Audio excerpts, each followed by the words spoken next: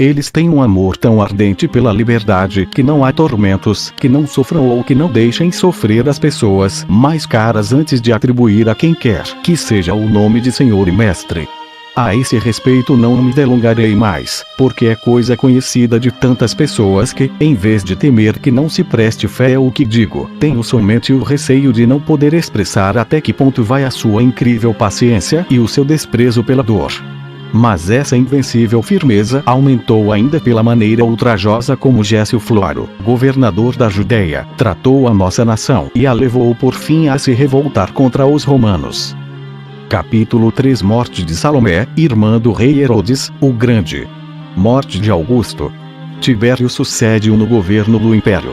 Herodes, o tetrarca, constrói em honra de Tibério a cidade de Tiberíades. Agitações entre os partos e na Armênia. Outras perturbações no reino de Comágena. Germânico é enviado de Roma ao Oriente para consolidar ali a autoridade do império e é envenenado por Pisão. 761. Depois que Cirênio vendeu os bens confiscados a Arquelau e terminou o inventário, que se realizou 37 anos depois da Batalha de Ácio, ganha por Augusto contra Antônio, os judeus se rebelaram contra Joasar, sumo sacerdote, e ele tirou-lhe o cargo e deu a Anano, filho de Sete. 762. Vimos como Herodes e Filipe foram mantidos por Augusto nas tetrarquias que o rei Herodes, o Grande, seu pai, lhes deixou em seu testamento. Esses dois príncipes tudo fizeram para se estabelecer o mais vantajosamente possível. Herodes cercou Séforis com muralhas, tornou-a a principal e a mais forte de todas as praças da Galileia. Fortificou também a cidade de Betarânfita e a chamou de Juliada, em honra à imperatriz. Filipe, por sua vez, embelezou muito Paneada, que está perto da nascente do Jordão, e a chamou Cesareia. Aumentou também de tal modo a aldeia de Betsaída, situada às margens do lago de Genezaré, que se poderia tomá-la por uma cidade. Povoou-a, enriqueceu-a e a chamou Juliada, em honra a Júlia, filha de Augusto. 763. Copônio governava a Judéia, quando chegou o dia da festa dos pães asmos, a que chamamos Páscoa. Os sacerdotes, segundo o costume, abriram as portas do templo à meia-noite. Então, alguns samaritanos entraram secretamente em Jerusalém e espalharam ossos de homens mortos pelas galerias e em todo o resto do templo, o que fez os sacerdotes serem mais cuidadosos para o futuro. 764. Pouco depois, Copônio voltou a Roma. Foi substituído por Marco Ambívio no governo da Judéia. Ao mesmo tempo, morreu Salomé, irmã do rei Herodes, o Grande. Ela deixou a Júlia, além de sua toparquia, Jâmnia, Fazaélida, situada no campo, e Arquelaide, onde havia uma imensa plantação de palmeiras que produziam excelentes frutos. Esposa de Augusto. 765. Ânio Rufo sucedeu a Ambívio, e foi durante o seu governo que morreu César Augusto, na idade de 77 anos. Esse príncipe, que foi o segundo imperador dos romanos, reinou 57 anos, 6 meses e 2 dias, incluindo-se os 14 anos que reinou com Antônio. 766. Tibério Nero, filho de Lívia, sua mulher, substituiu no império e enviou Valério Grato à Judéia como sucessor de Rufo, tornando-se aquele o seu quinto governador. Ele tirou o sumo sacerdócio a Anano e deu a Ismael, filho de Fabro. Mas logo depois Ismael foi deposto, e em seu lugar foi colocado Eleazar, filho de Anano. 1 ano depois, depuseram também a este, que foi substituído por Simão, filho de Camite. Ele também só ocupou o cargo durante 1 ano, sendo obrigado a resigná-lo em favor de José, cognominado Caifás. Grato, após ter durante 11 anos governado a Judéia, voltou a Roma, e Pôncio Pilatos sucedeu-o. 767. Herodes, o tetrarca, conquistara as boas graças do imperador Tibério. Construiu uma cidade a qual, por causa dele, deu o nome de Tiberíades. Escolheu para esse fim um dos territórios mais férteis de toda a Galileia, que está à beira do lago de Genezaré e muito próximo das águas quentes de Emaús. Povoou essa nova cidade em parte com estrangeiros e em parte com galileus, alguns dos quais foram obrigados a se estabelecer ali, mas alguns nobres para ela se dirigiram de boa vontade. Esse príncipe tinha tanto desejo de tornar a cidade bem povoada que recebeu até mesmo pessoas de baixa condição, provenientes de todas as partes, e dentre as quais algumas tinham a aparência de escravos.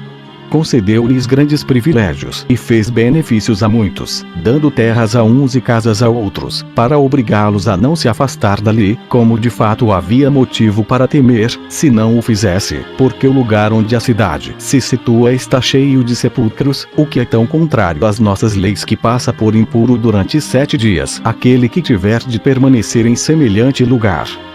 768. Nesse mesmo tempo, Frate, rei dos partos, foi morto à traição por Fratace, seu filho, do modo que vou narrar. Frate tinha vários filhos legítimos, mas ficou perdidamente enamorado de uma criada italiana, que o imperador lhe havia mandado, entre outros presentes, e que era na verdade muito formosa. Considerou-a de início uma concubina, mas a paixão crescia sempre e, como já tivera com ela um filho, Fratace, desposou-a. Ela era poderosa e tinha ascendência sobre o espírito dele, e por isso concebeu a ideia de entregar o império dos partos nas mãos do filho. Mas os seus esforços só teriam efeito se os filhos legítimos de Frate fossem afastados.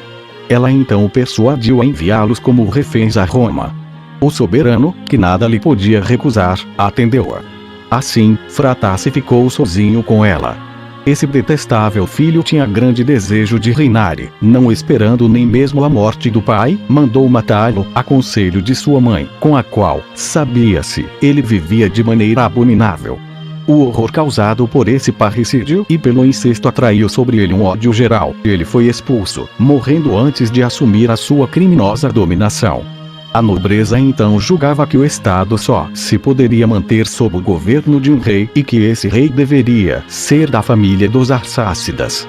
Considerando a família de Frate consporcada pela horrível impudicícia daquela italiana, escolheram Herodes, que era de sangue real, para elevá-lo ao trono e enviou embaixadores a ele.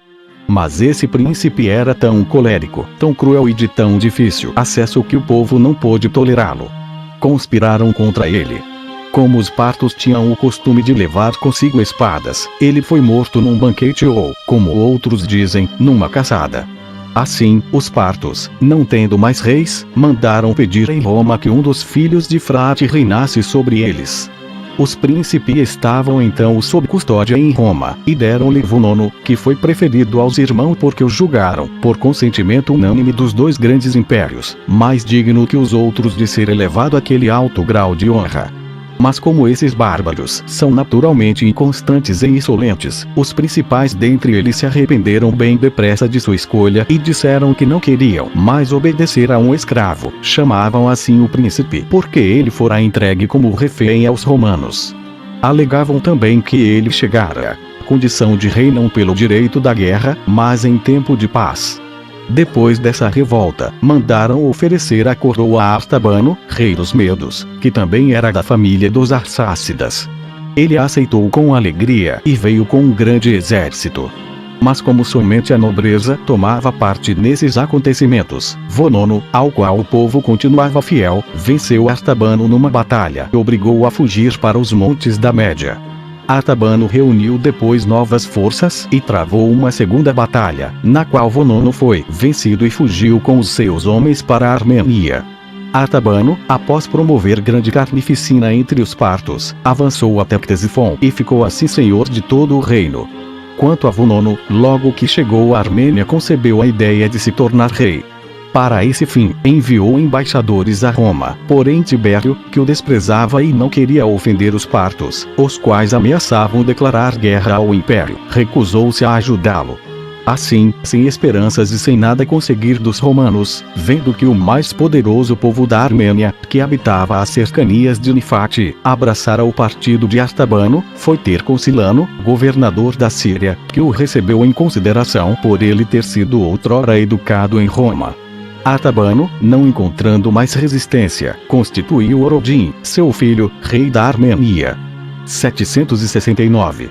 Antíoco, rei de Comágena, morreu naquela mesma época. Surgiu então uma grande divergência entre a nobreza e o povo. A nobreza queria que o reino fosse reduzido à província, e o povo exigia o contrário, querendo ser governado por um rei, como antes. Para resolver esse caso, Germânico, por um decreto do Senado, foi enviado ao Oriente. Parece que o destino preparou essa ocasião para destruir o ilustre príncipe. Após organizar com habilidade todos os negócios, como era de se desejar, ele foi envenenado por Pisão, como veremos mais adiante. Capítulo 4 Revolta dos judeus contra Pilatos, governador da Judeia, por ter feito entrar em Jerusalém as bandeiras, que traziam a imagem do imperador. Ele as retira. Louvores de Jesus Cristo. Horrível ofensa feita a uma dama romana pelos sacerdotes da deusa Ísis e castigo que Tibério lhes inflige. 770. Pilatos, governador da Judeia, enviou dos quartéis de inverno de Cesareia a Jerusalém tropas que traziam em seus estandartes a imagem do imperador, o que é tão contrário às nossas leis que nenhum outro governador antes dele o fizera. As tropas entraram de noite, e por isso apenas no dia seguinte é que se percebeu. Imediatamente os judeus foram em grande número procurar Pilatos em Cesareia e durante vários dias rogaram-lhe que removesse aqueles estandartes. Ele negou o pedido, dizendo que não o poderia fazer sem ofender o imperador. Mas como eles continuavam a insistir, ordenou aos seus soldados, no 7º dia, que secretamente se conservassem em armas, e subiu em seguida ao tribunal que mandara erguer de propósito no local dos exercícios públicos, porque era o lugar mais apropriado para escondi-los. Os judeus, porém, insistiam no pedido. Ele então deu o sinal aos soldados, que os envolveram imediatamente por todos os lados, e ameaçou mandar matá-los se continuassem a insistir e não voltassem logo cada qual para sua casa. A essas palavras, eles lançaram-se todos por terra e apresentaram-lhe a garganta descoberta, para mostrar que a observância de suas leis lhes era muito mais cara que a própria vida. Aquela constância e zelo tão ardentes pela religião causou tanto assombro a Pilatos, que ele ordenou que se levassem os estandartes de Jerusalém para Cesareia. 771. Em seguida, Pilatos tentou retirar dinheiro do tesouro sagrado para fazer vir a Jerusalém, pelos aquedutos, a água cujas nascentes distavam uns 200 estádios. O povo ficou de tal modo revoltado que veio em grupos numerosos queixar-se e rogar-lhe que não continuasse aquele projeto. E, como acontece ordinariamente no meio de uma população exaltada, alguns chegaram de dizer-lhe palavras injuriosas. Ele ordenou então aos soldados que escondessem cacetes debaixo da túnica e rodeassem a multidão. Quando recomeçaram as injúrias, sinalizou aos soldados para que executassem o que havia determinado. Eles não somente obedeceram, como fizeram mais do que ele desejava, pois espancaram tanto os sediciosos quanto os indiferentes. Os judeus não estavam armados, e por isso muitos morreram e vários foram feridos. E a sedição terminou.